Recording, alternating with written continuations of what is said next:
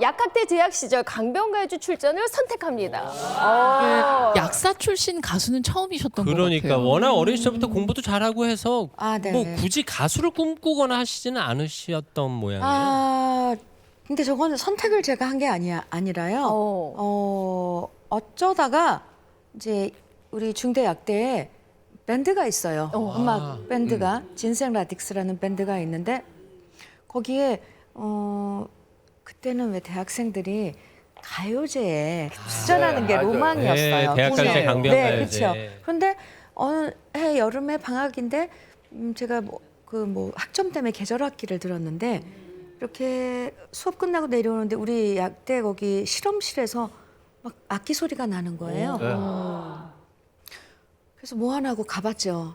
가봤더니 거기 이제 강변가요제에 출전한다고 연습을 하더라고요. 그래서 옆에서 이제 지켜보고 멜로디가 너무 좋아서 흥얼흥얼 따라 불렀어요. 구경하면서. 그랬더니 옆에서 이제 그 선배가 같이 좀 더블 보컬로 여성 보컬로 해서 같이 나가보는 건 어떠냐고. 야. 우연히 발탁이 되신 네네. 거네요. 그래서 저 그냥 출전하게 근데 됐죠. 거기는 그룹 사운드일 거 아니에요? 네네, 그러면은 밴드였죠.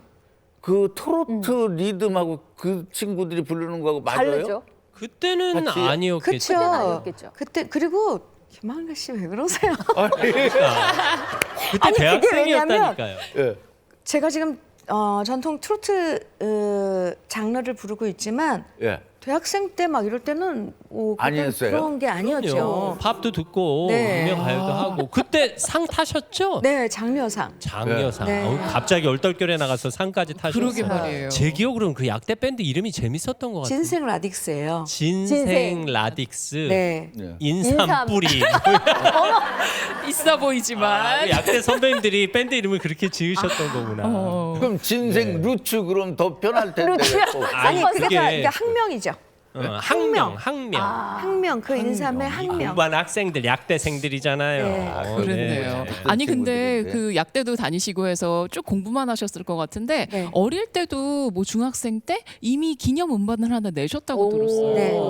중학교 2학년 때 그때는 이제 저희 돌아가신 친정 아버지께서 왜 집안마다 꼬마 가수가 있잖아요. 그렇죠. 지금도 왜 집안에 뭐 잔치나 있으면 근데 제가 우리 집안에서 노래를 좀 잘했나 봐요. 아기 때. 그래가지고 네. 노래 잘하고 막 한다니까 제 욕심이 나신 거죠. 네. 친정 아버지가 이제 레코드를 그러니까 앨범을 내주셨어요. 음반 취입을 기념으로. 네, 야. 그럼 그때도 가수가 되고 싶은 꿈을 갖고 계셨던 건 아니에요? 저는 전혀 제 의지는 없었는데 아버지가 그렇게 또 아버님이 예능 아버지가- 쪽에 뭐 어떻게 좀 가깝게 있으셨어요? 그러게. 아니 아버님의 그렇진 음악을- 않아요. 근데 아버지가 좀 약간 풍류를 아셨죠? 네. 그러다 언젠가 듣기로는 아버지께서 사업하신다고 해외 자주 왔다 갔다 네, 하시고 할머니 그러셨어요. 손에서 많이 맞아요. 자라셨다고. 네. 어, 할머니가 키워주셨죠. 거의. 그러면 그 외로움 혹은 할머니에게 받은 그 사랑 이런 네. 게 노래로 표현이 됐다고 할 수도 있겠네요. 그렇죠. 이 감정을 표현하는 데 있어서 사람들이 많은 그런 희로애락 경험이 원인이 되는 것 같아요. 네.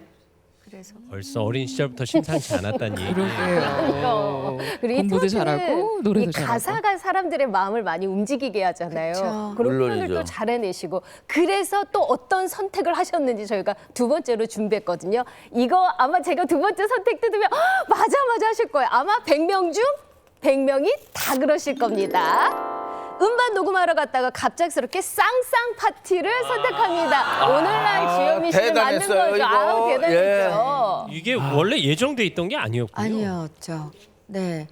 제가 그 데모 테이프를 그러니까 어렸을 때 이제 뭐 앨범도 내고 막 이러다 보니까 주위에서 저를 기억해 주시는 작곡가 선생님들이 계셨어요.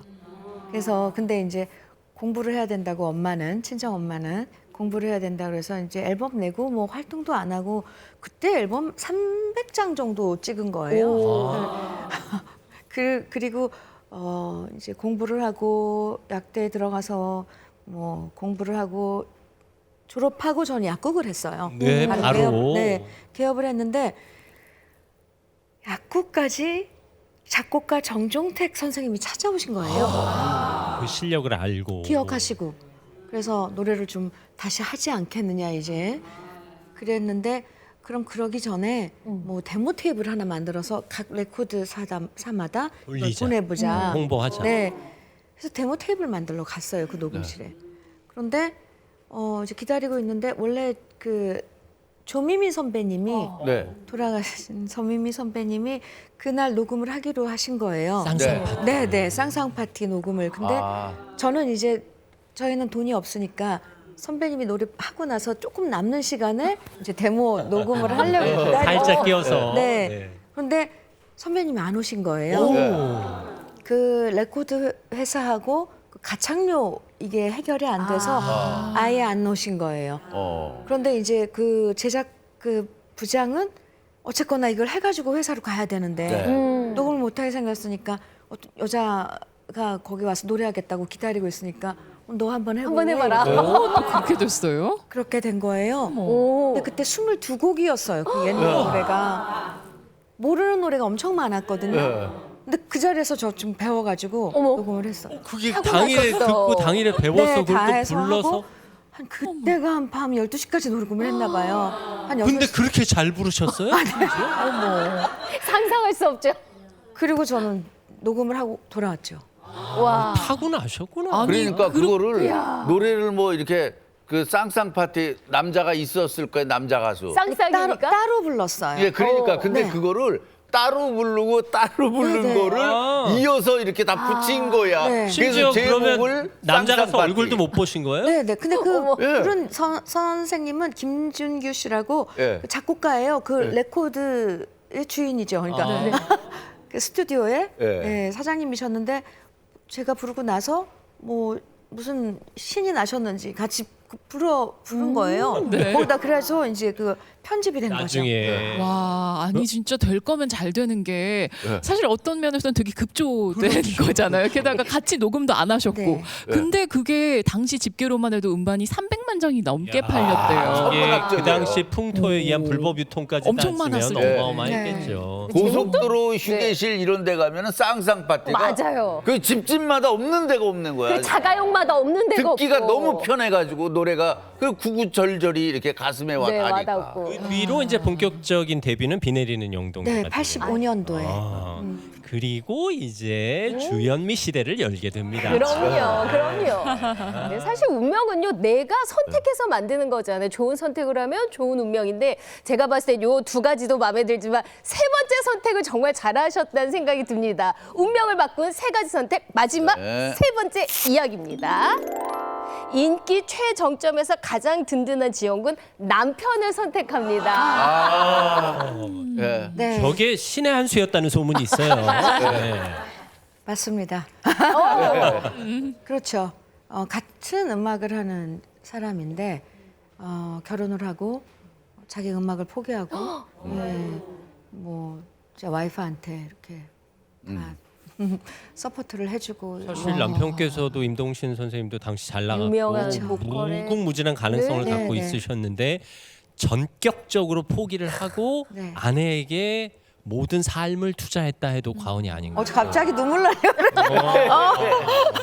세상 느껴지는 네, 남편이 근데 외주 그게 참 사랑. 힘든 일이에요. 그럼요. 맞아요. 거기다가 남편 되시는 분도 얼굴도 잘생기고 근데 아주 실력 있고. 껍상하게 생겨가지고 그룹 사운드에서 노래하고 그러면서 엄청 인기가 막 올라가고 맞아요. 있는데 그걸 포기하고 네네. 모든 거를 둘 중에 하나만 된다라는 네, 네. 신념에 밀어준 거죠. 맞아요. 예. 그때 당시에는 그게 뭐 그렇게 뭐 큰 일인지 몰랐는데 좀 미안하긴 했고 왠지. 고맙고 그랬었는데 지금 세월이 지나고 생각해 보니까 저는 아직도 이렇게 여러분들 앞에서 네, 스포트라이트를 받고 무대에 서고 그러는데 그 사람은 그 순간 그걸 포기하고 하고서부터 지금 쭉 세월이 지나와서는 남은 게 뭘까?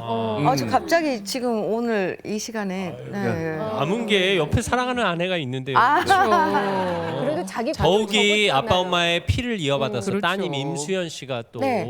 젊은 음악을 하죠. 음악을 네. 하면서 맞아요. 활동을 하고 있으니까 이런 게 다 아버지의 남은 것들입니다. 그렇죠. 네. 그분의 어떤 사랑과 외조가 있었기에 주현미 씨뿐만 아니라 자녀분들까지 그렇게 잘 장성할 수 있었던 그렇게 거죠. 고마운 마음 있으시면 지금 카메라 보고 한 말씀 아, 하세요. 쑥스러워하셔. 항상 이런 거 쑥스러워하는 분이 예. 많이 있어서. 아니요. 네네네. 그래도 한마디 아니 매일 지금 분위기가 잘 무르익었는데요. 약간 울컥하셔서 오히려 네, 좀 네. 못하시는 것 네, 수도 있어요. 그때 미국 공연 갔을 때 주현미 씨하고 그 그룹도 같이 갔었죠. 옛날에 몇십 년 전 기억이 나지.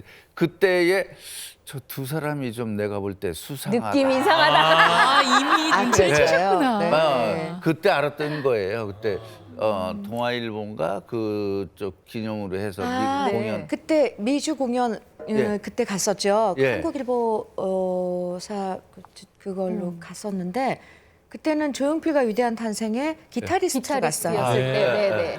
그때는 나중에 이제 갔다 와서 비상구의 이제 리드 보컬 메인 예, 보컬로 맞아요. 했는데 그때는 조용필 선배님과 아. 같이 갔었죠. 네. 30년, 40년 가까이 되면서도 남편께서는 여전히 네. 노래하는 아내가 좋다고 하시는 거죠? 이제 그 속마음은 모르겠는데 이젠 별로 안 좋은 것 같아요.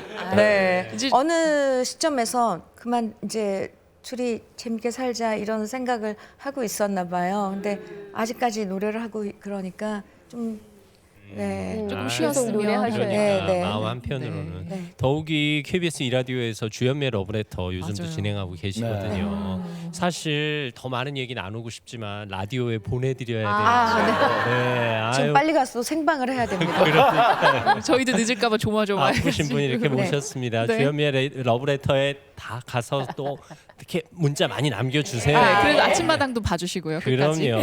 아 일단 백년가요 전통을 잘 이어주셔서 저희 정말 감사드리고요. 네. 4월 감사합니다. 7일에 있는 한국가요 100년 콘서트도 물론이고 5월에 있는 주현미 디너쇼도 네. 많은 분들이 큰 위로와 희망을 주는 잔치가 되기를 저희가 마음 모아 응원하겠습니다. 큰 박수로 감사의 마음 전하겠습니다. 고맙습니다.